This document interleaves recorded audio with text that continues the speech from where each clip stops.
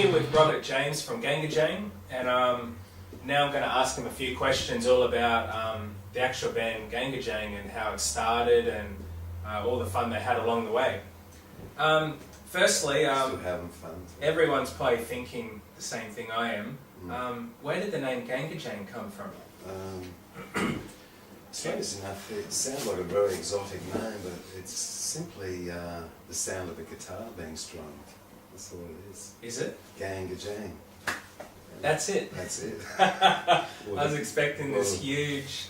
Yeah, this huge definitions. Cultural, spiritual meaning. But yeah, when we're sort of in the studio and stuff in the early days, you just say things, oh, it needs a bit of a gajang there, you know.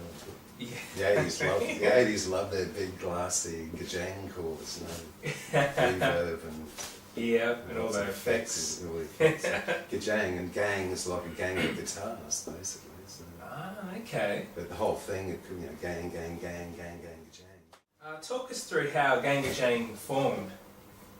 Ah, God. Very convoluted. The Angels,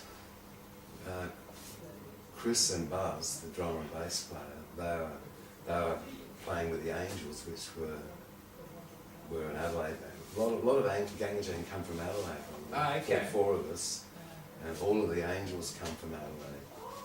And so they've been in the Angels for years, touring American stuff. And Buzz left the Angels, and then Chris left soon after. And I mentioned before about a Brisbane band called the Riptides. Yeah. Which our singer Mark Callahan, who's not from Adelaide, he's much more intelligent than the rest of us. He had a Brisbane band called the Riptides, which were huge here, very cult band, like the same period as the Go-Betweens and the Saints and all that stuff. Yeah. Cal almost joined the Go-Betweens actually. Ah, okay. He had this choice: do I stay in the Riptides or join Go-Betweens? He chose the Riptides. He could have had a bridge named after him. I know. I'm glad he joined the Riptides or formed the Riptides, because that probably wouldn't. Gangagang probably would have never happened, and I wouldn't be sitting here with red shoes on. Yeah, I was living with their tour manager, a guy called Neil Wright, in Sydney, and he said to me, Gangagang are looking for a guitarist, and I was actually working with some other outfit at the time, and I actually turned it down, strangely enough. Did you really? And then I was kicking myself the next few weeks or a month or something, and then strangely enough the offer came up again. So I went. By that time they'd just started making the first album, just sort of in the studio, Paradise Studios in Sydney.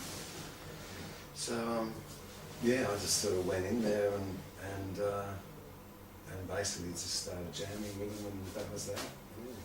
Yeah. And that's how it was formed. That was pretty much formed in the studio, starting to make the first album, yeah. Oh, really? So yeah, I just... Your guitaring is very... It stands out through the song. Is it? Yeah, yeah. Guitarists are normally too loud, that's probably what it's like. So talking about sounds of them, this is Australia. When you guys had finally recorded that song, did you guys ever sit back and did you ever anticipate that this is going to be... Like, I would have been probably 4 years old when that song came out, and even I know all the lyrics to it. Did you ever realise that it was going to be that big? Nah, not at all. Because people online are even saying it should be the national anthem. Yeah, like that's been said a lot. It's just, yeah. It captures, it's got something, yeah. It was a really strange thing. It was almost...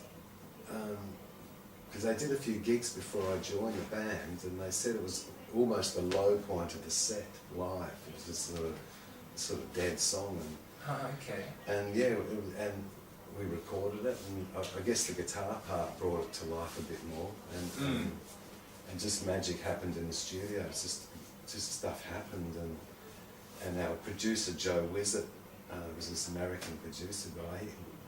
Bless him, he chose not to do all the 80s effects on it.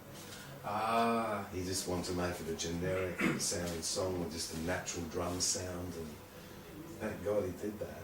Yeah. Because the recording still sort of stands the test of time too. Yeah. But no, we had no idea it was going to be any sort of hit. Even did the record company because the record company didn't even put it out as an official single. It was like this feeler track for the album. Oh, so it's like a tester. Like a tester, yeah. So much so it didn't even have a film clip. They didn't have any faith in it at all, and they didn't make a film clip. That's why pretty much all you ever see on TV is that live version of it. Yeah. From Rock Arena, that ABC show. I think that version might be on our website now. Okay. I think it might be, yeah. There's since been a few clips made of it. Our keyboard player Jeff made one, which is amazing. So yeah, and it didn't even go, it went top 30 I think when it came out. It wasn't even top 10. So yeah, it's sort of stuck around. You know? Yeah, it definitely has. And people even confused when they went to the shop to buy it. I mean, what's that song? This is Australia. It's actually called Sounds of Them, but no one knew it was called Sounds of Them. And so there's all this confusion as well. So maybe that was a good thing. There's a bit of confusion. That's always a good thing for rock and roll. Yeah, it is. So you had all the odds against it, but it just sort of stuck around and gradually became part of the psyche, yeah. Folklore status or something. When you guys were in your peak around the 80s, probably early to mid 80s, that was like a huge time for Australian rock. What was it like being in amongst all the other Australian bands, Cold Chisel, In Excess, Hunters and Collectors? Like there's so many good Australian bands around that time. Were you guys just inspiring each other and lifting the bar for each other? There was a bit of that. It felt like, you know, when I say new wave, it was like this new wave going across the world and the city. And yeah, there was this, but you just had this feeling though that what else could it be? You know, it didn't seem unusual. This, as everything that's happening now, probably doesn't seem unusual, but in fullness of time, it will be looked back on as, wow, there was a lot of great stuff going there. But you did have a feeling though, like I said before when I was talking about singing about this country, there was definitely this feeling that this was different, that there was suddenly tons of Australian bands and they were all able to do their thing, and there was room on the radio and the charts and everywhere for lots of bands. Yeah. Because in the 70s there seemed to be only room for 2 bands. Yeah. So it was Skyhooks or Sherbet. That was sort of it. Yeah. Yeah. You know, there was tons of. Can you share with our website how bands did it before internet? Because these days you chuck something on YouTube, it gets around the world. Did you guys just have to work? Yeah, I guess it's always hard, no matter what era you're in, there's always a set of obstacles there. Yeah. The 80s was good because one band could fill a whole room up, you know, like a stadium even, you know. Like yeah. It was people, because there was no opposition to music really. There was no video games, there was no internet, like I said. The music was sort of it. So I guess now festivals, there's lots of bands.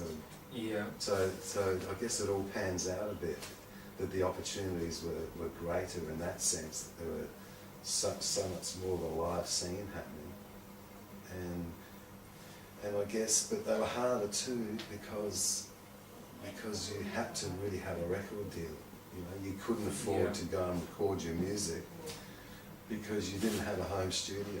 No, there wasn't a home studio. So that's a good point too. And a lot of Gangagang songs are about Australia, they got very strong themes to them. Yeah. How important was that to you guys as a band? Like, did you all share that same sort of vision, or? It wasn't really a conscious thing. Like I said in my early thing, you should sing about the country, but it still wasn't a conscious thing. We just did it anyway. It wasn't, we must sing about the country.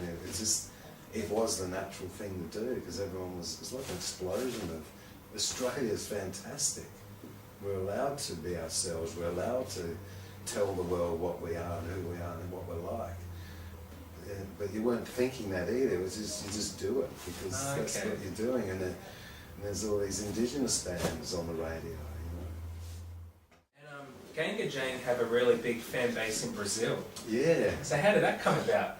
It's strange, Because there's some footage on YouTube with you guys playing in Brazil, and yous have got really packed really big audiences. It's unbelievable how things happen. Yeah, a guy called Riccardo Chantilly came to Australia. He was a guy who used to come to Australia from Brazil and conduct surfing competitions. But he also had his own radio show in Brazil, I think it was. So he was a big fan of Australian music, 80s music, or was the 80s, so he couldn't be a fan of current music. Yeah, he couldn't be a fan of 90s. So he used to take a lot of records back to Brazil, and ours was one of them. Yeah. There's Hoodoo Gurus and Mount Work, lots of bands. So unbeknownst to us, he just started playing all this music on his radio station in Brazil, and 10 years later we get a call from Brazil saying you guys have got to come and tour here, and we're going, what, First we'd heard about it, even on the plane on the way over there, we're still questioning why we're going to Brazil. We thought, this guy's going to do his money, Yeah. no one's going to come and all this stuff. And so it's literally not until we got to Brazil and got driven to the first venue that we went, fuck, what's going on here? It was just like you said, it was a packed house. He's even getting individual introductions and that. Yeah, it's like 5,000 seaters and stuff, and everyone, they're not an English-speaking country, but they knew the lyrics to all the songs, the choruses anyway, not the verses so much, and that was so weird, yeah. Mm. And it's just wonderful. Brazil's so similar to Australia. Similar weather, very surf culture. Yeah. Gangagang had a real surf following anyway in the surf culture, so that seemed to naturally sort of follow on to Brazil. Yeah. Was that sort of big in the 80s too, to have those surf scenes? Yeah, it was. It wasn't, once again, it wasn't a conscious thing for us at all. It just so happened that Quicksilver made a movie, their very first ever surf movie that had a plot called Mad Wax. Ah, okay. And they sort of got Gangagang to do the soundtrack. Ah, okay. So yeah, so that just sort of gave us this real surf following. Yeah. Excellent. That's how you ended up in Brazil. That would be one of the reasons. Yeah, exactly. One of the reasons why he liked our music, because he was conducting surf competitions. But Gangagang does have this very sort of loping, flowing groove thing that I guess surfers could relate to, and obviously singing about the country and about the beaches and all that stuff. That's always going to help. Brings people.